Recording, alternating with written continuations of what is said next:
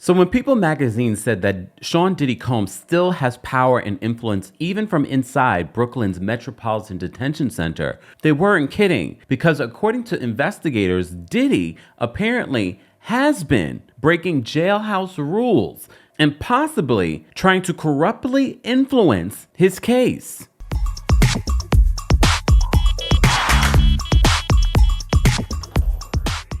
Welcome back to the Kempire channel, your number one source for pop culture news and music, entertainment, reality TV, and so much more. As always, be sure to like this video, subscribe to the channel, and hit that notification bell so you never miss out on breaking news when we go live or when we upload. Guys, if you enjoy content like this, make sure you come to our Kempire After Dark live experience in Los Angeles this Wednesday, November 20th at the Bourbon Room, Hollywood. And then we're coming to London. We're going to be talking about everything from the Diddler to Hot Topics to reality TV and so much more. We'll be in London on December 8th at Neon 194. Then we're coming back to Washington, D.C. on January 24th. More information on the Kempire After Dark live experience, LA, London, and D.C. shows will be available in the description. So, you know, we've been covering the Diddler for months now at this particular point. As you know, he is trying for a third time to get out of jail. He's facing charges for trafficking, all kinds of stuff. We've gone through all those details, but we did a separate video just a few weeks ago where People magazine says that Diddy still has power and influence even from within inside this jail. And that is important to note because this new information might be the reason why, for a third time, he will be denied bail. So as you know, Megan Cuniff, who was covering a lot of these, celebrity court cases, more recently, the Megan Thee Stallion and Tory Lanez situation, she covered that case. So this is an article from her. And as always, we cite our sources here. And she says a new filing says that investigators found notes in the hip hop mogul's jail cell that indicate that he paid a witness to post a public statement on Instagram about a lawsuit last fall. So they said federal prosecutors late Friday said that Sean Diddy Combs has tried to evade law enforcement monitoring to corruptly influence witness testimony while jailed on trafficking and other charges, including using phone accounts belonging to at least 8 other inmates. What in the Oz is going on? In their opposition to Combs' renewed bail motion, prosecutors say that they've reviewed dozens of jail calls from the hip-hop mogul, including some in which he instructs people he's calling to, quote, add other individuals via three-way call. This is not going to be good for him, but I'm not surprised by this at all, which is not authorized by the Bureau of Prisons. So you can't do three-way calling in prison. Combs also, quote, directs others to pay inmates to use their personal access codes for jail phone calls. So he's probably putting money on people's books, including through payment process apps and the BOP commissary account deposits, according to the 30-page filing from the U.S. Attorney's Office for the Southern District of New York in Manhattan. They say in a quote, the defendant knows this is against Bureau of Prisons regulations. At the outset of each phone call, the inmate is prompted to enter his PAC number, which is an automated recording announces sharing a PAC numbers is against BOP policy and is subject to disciplinary action. Prosecutors say that the violations are part of Combs' effort to orchestrate a public relations campaign. Who's been saying this? If you've been following my Diddler reports, I've been telling you, Diddy is trying to try his case in the court of public opinion instead of in the court of law, because that's what he's used to doing. They said prosecutors say the violations are a part of Combs' efforts to orchestrate a public relations campaign aimed at influencing people who may eventually serve on the jury in his criminal trial, including by enlisting his children to post videos on social media celebrating his birthday. Who told you this? If you've been following my reports, I said this is all Diddy, because a lot of us are like, why are the kids posting this right now? These birthday things to him. They said, including by enlisting his children to post videos on social media celebrating his birthday. And they say his own words prove his intent. The defendant from within the Metropolitan Detention Center then monitored the analytics, i.e. audience engagement, and explicitly discussed with his family how to ensure that the video had his desired effect on potential jury members in this case. According to the filing, they said besides flagrantly violating the court's October 25th, 2024 order prohibiting this kind of interference with a fair trial, the defendant's own words make clear that his intent is to improperly influence the jury pool in this criminal proceeding. Prosecutor's argument against Combs' release provides more details about his contact with two witnesses. Combs' renewed bail motion defends his contacts with a woman identified in court documents as witness 2 as not in any way obstructive. But prosecutors say that Combs and the witness, who were bandmates, Kalena Harper, stopped talking to each other in March of 2024, and Combs reinitiated contact in September of 2024 after her name appeared in a lawsuit against him, Dawn Richard's lawsuit. The woman posted a statement on Instagram on September 13th. Prosecutors publicly redacted the contents of the notes they say prison investigators found in Combs' cell during a pre-planned nationwide sweep of the BOP facilities.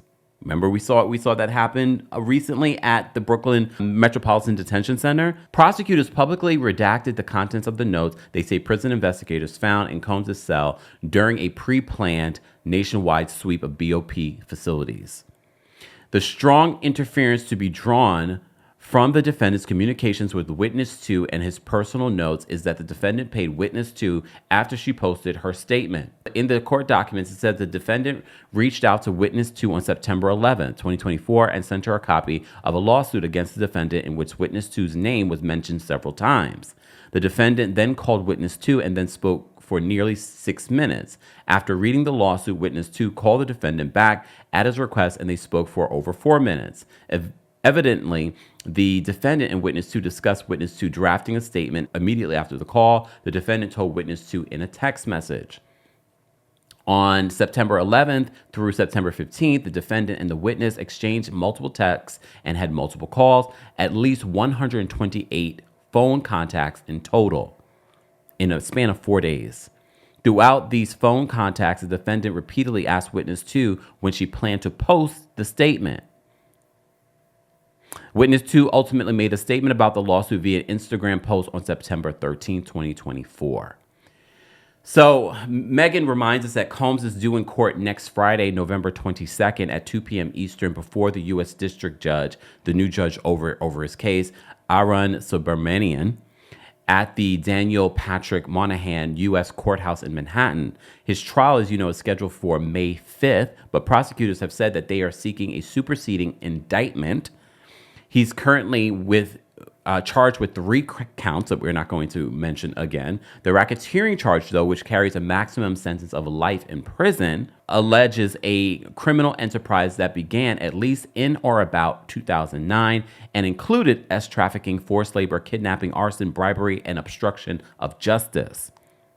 The public version of Combs' renewed motion for bail filed on November 8th is partly redacted because it cites case discovery, including about alleged victims, that is covered by a protective order. So that must be the new information that his team says that they had and they wanted to include in his reasons for bail. According to the lawyer at the time, they said, the evidence makes clear that the government's case is thin. As you know, he has offered a $50 million bond secured by his home and his mother's home and co-signed by him, his mother, his sister, oldest daughter's mother, and youngest daughter's mother, and 3 sons. Prosecutors' opposition on Friday also is partly redacted. It says that Combs uses a third-party messaging service called Contact Me ASAP to, quote, obscure his communications from jail. They said the defendant repeated circumvention of BOP regulations starting almost immediately after arriving at MDC. So they said as soon as he was locked up, he's been going against jailhouse rules. And they said it speaks volumes about his ability to comply with any condition of release.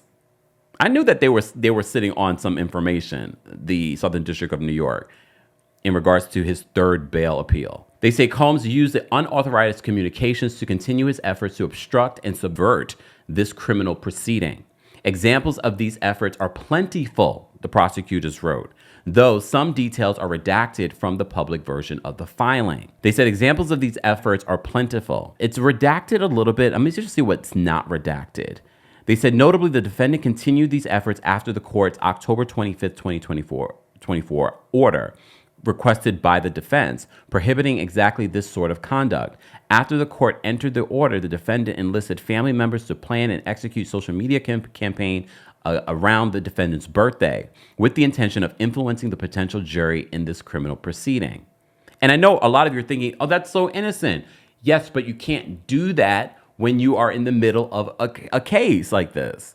It goes against the rules. The defendant from within the MDC then monitored the analytics, audience engagement, and explicitly discussed this with his family on how to ensure the video had his desired effect on potential jury members. So he orchestrated his own birthday social media post. That wasn't from his kids. And I told you this when I saw it. I was like, this is Diddy orchestrating all of this public, even the statement. You remember the statement the family came out with saying that this book was not true. There was no issue like this. We do not believe that our father had anything to do with Kim Porter's death. I believe now that also was orchestrated by Diddy. They said the defendant does not stop there. During the other calls, the defendant makes clear his intention to anonymously publish information that he thinks will help his defense in this case. So the rumors that Diddy is going to drop information about powerful individuals, I wouldn't be shocked that this is part of what he's been doing from behind the bars. So as I said to you before, Diddy, in or out the jail, still has power and influence. And he's doing what we have seen on these shows of using other people, burner phones and things like that to get community. Look, do I think that this will end now that this has been exposed? No. Because this continues to happen in jails and prisons. Megan continues. She says the filing also describes Combs' quote, relentless efforts to contact potential witnesses, including victims of his abuse, who could provide powerful testimony against him. Prosecutors point out that his bail motion doesn't meaningfully address his risk of obstruction or the significant acts of physical violence that prosecutors highlighted at his bail hearing with the first judge assigned to the case, U.S. District Judge Andrew L. Carter, who rejected bail after U.S. Magistrate Robin Tarnowski did. While far from the only example, the video of the March 2016 incident at the Intercontinental Hotel, discussed at length in both previous hearings, puts the defendant's dangerousness on full display. That was the incident with Cassie that we all saw and that was published in May by CNN. Although defense counsel conceded that the incident was relevant to Judge Carter's determination of dangerousness, the defendant fails to address it with respect to the present motion. Prosecutors wrote, instead, he repeats his prior characterization of the defendant's relationship with victim one as complex and at times toxic, and pivots to the defendant's philanthropic endeavors and family relationships in an effort to distract. Prosecutors say that Combs' motion rehashes the same arguments rejected by those two judges who, with claims of, quote, new evidence. But the defendant offers nothing new and material justifying a third bail hearing, according to the filing. In fact, the only true new relevant evidence shows that the defendant has continued to engage in a relentless course of obstructive conduct designed to subvert the integrity of this proceeding. Combs' lawyers have until November 20th, the day of my Los Angeles show, to reply. His legal team, you already know, included Mark Agnafilo and a bunch of new attorneys, including Tenny Rose Garagos, as well as Anna Marie Estavo, that are representing this case. This is the last filing on November 8th and is a reply in support of their request that the new judge ordered prosecutors to disclose to the defense the names of the alleged victims. They said this case is highly unusual in that dozens of financially motivated individuals have made false claims of SA, many of whom Mr. Combs has never even met or perhaps only met in passing at a party. Along with hundreds of others, Mr. Combs has no way of knowing whose claims the government is crediting, according to their filing. Diddy's current judge, Subramanian, already has rejected Combs' lawyers' request for a gag order against all the lawyers in his case, as well as alleged victims and counsel in civil cases, because the unprecedented relief of Combs seeks on this motion is, quote, unwarranted. Combs' authorities don't support a gag order applicable not only to trial participants, but also to any alleged victim and their lawyer, the judge wrote in the November 8th order. So this should come as no surprise. As I said to you before, I do not believe that Sean Diddy Combs will get bail. I think he will be rejected for a third time, especially because prosecutors are saying within the jail, Diddy is breaking the rules and trying to influence his civil suits and his criminal case. But do I think that that will end? No. He's just going to work even harder. And don't be surprised if you will see now powerful people go down because Diddy will be speaking and releasing that information from within the jail. Guys, as always, I want to know your reaction to this new Diddy update. Let's continue this conversation in the comment section. As always, be sure to like this video, subscribe to the channel, and hit that notification bell so you never miss out on breaking news when we go live or when we upload. Thanks for watching.